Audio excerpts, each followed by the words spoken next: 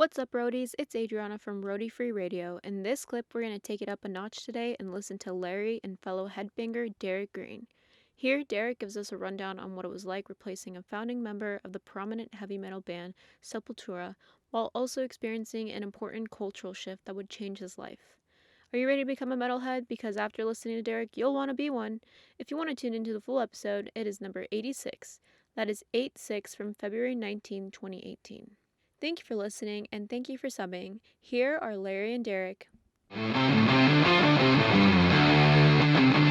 What's it like to be the new guy in an for 20 established years. thing? Right, for 20 years. But I mean, back then, you got to fill someone's shoes. You're filling a Right. founding member's shoes whose brother's still in the band. Who was, yeah. Who was, Yeah. right, at that time. Right, Exactly. at that- yeah. Right, and again, in my limited research here and knowledge of this genre. No, but that's pretty good. So, because I just talked to somebody. Mm-hmm. Well, okay. I talked to John Hogg, who's now with the Magpie Salute, right, with Rich Robinson. Basically, is singing all these songs that Rich and Chris wrote. Right. Right? And they went out last year. Uh-huh. And we talked about, they just played the Vox booth, Okay. right? And they killed it. It was awesome.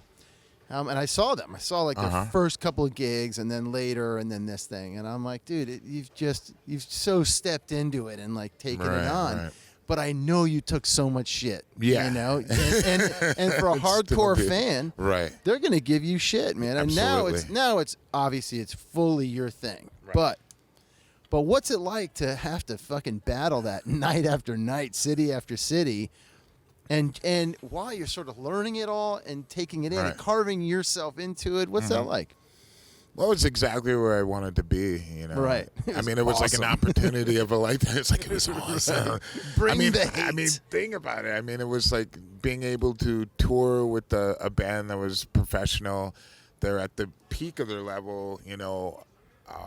They were doing shows everywhere, and there was something I really knew that I had to grow into, and it would take time, but I just wanted that opportunity to Sure. really grow and evolve. Yeah. And so for me, I didn't need it to be like a quick, like, okay, everybody's accepting me. I wanted Right. to work my way to show people, like, hey, you know, I Right. can do this, you Right. know, but in a natural way, you know. Sure. I mean, they had been together for such a long time. They developed, you know, like a great connection with each other, and I knew that we had to start from scratch pretty much. Yeah. And develop that. But I knew that if we were doing that from scratch and we were moving in an upward like evolving, getting better and better, then I was totally happy with that. Sure. But a lot of things that were coming from the outside that people were talking about, they weren't really that much my focus. I was thinking about so much other stuff, about being on stage, like you said, Right. you know, recording in the studio. I mean, these things were like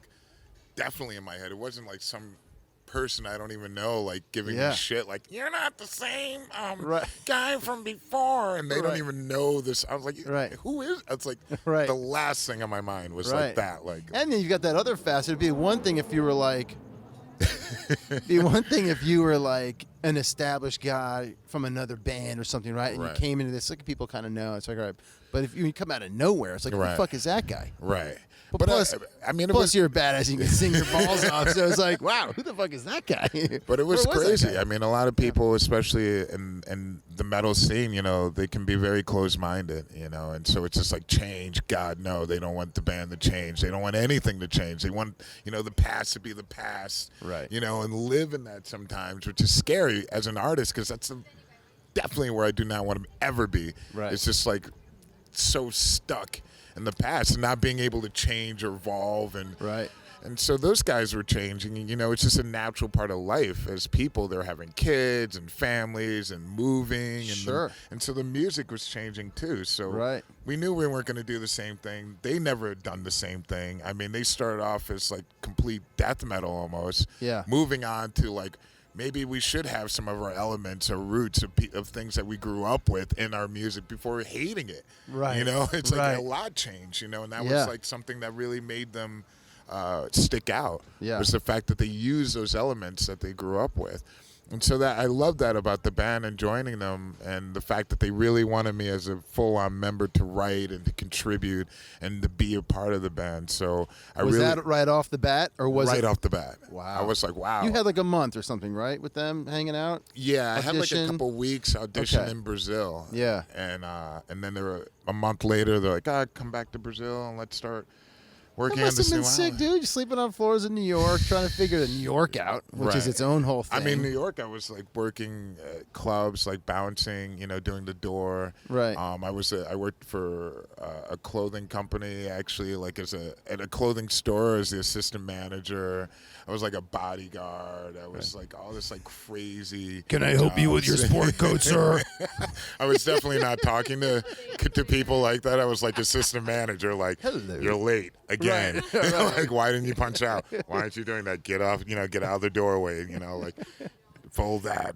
And for you, is this a band that like you had tracked your as a young? I wasn't like a damn. full-on fanatical fan. I had like Yeah. a few tapes, Right. and I didn't even know like who did what in the band. I was like, so that guy does that in the band, and but I knew like some songs, and I wasn't like a fanatical fan. So it was a trip, like another country, another culture, another language. Never been there.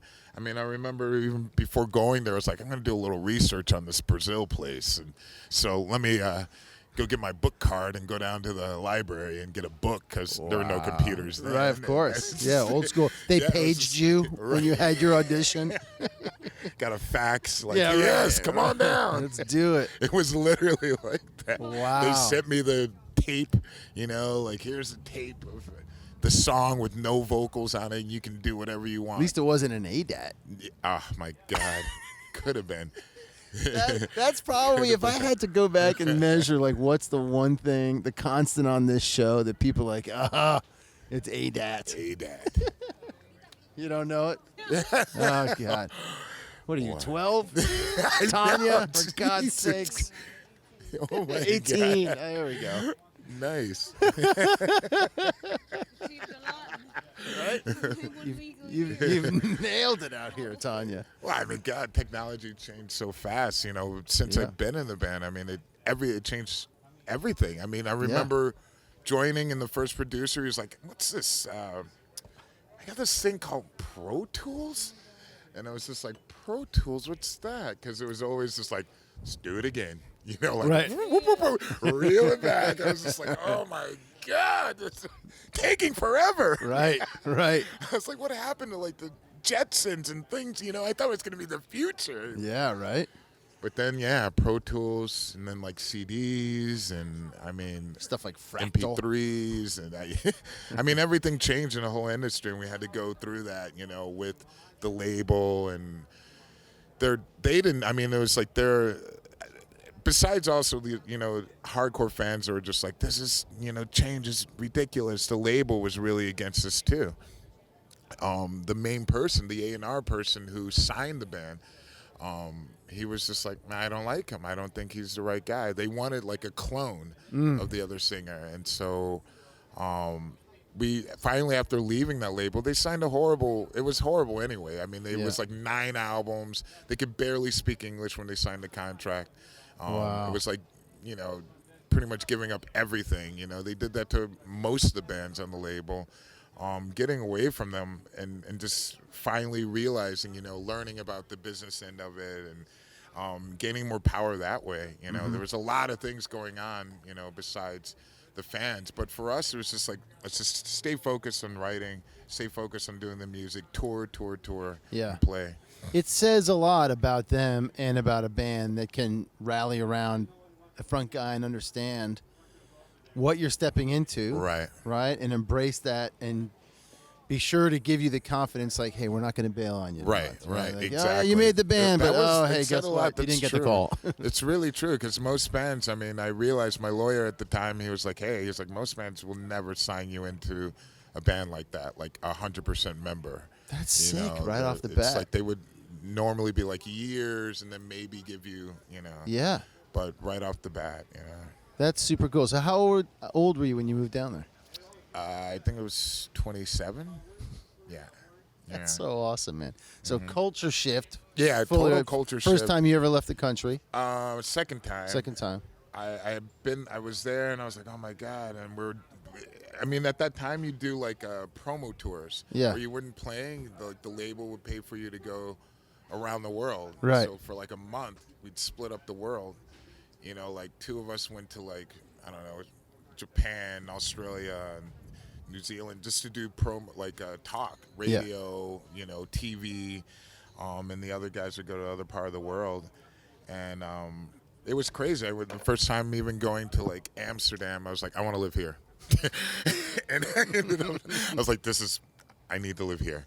And I just ended up moving there. And lived there for, like the band, we would tour and the tour would be done. I was like, I'm going to Amsterdam. Like I have an apartment there. I'm living there for 2 years. I lived there. Wow. And then we're like, okay, we're going to need to write a new album. So it'd probably be better if you were here in Brazil. Yeah. And I was like, all right.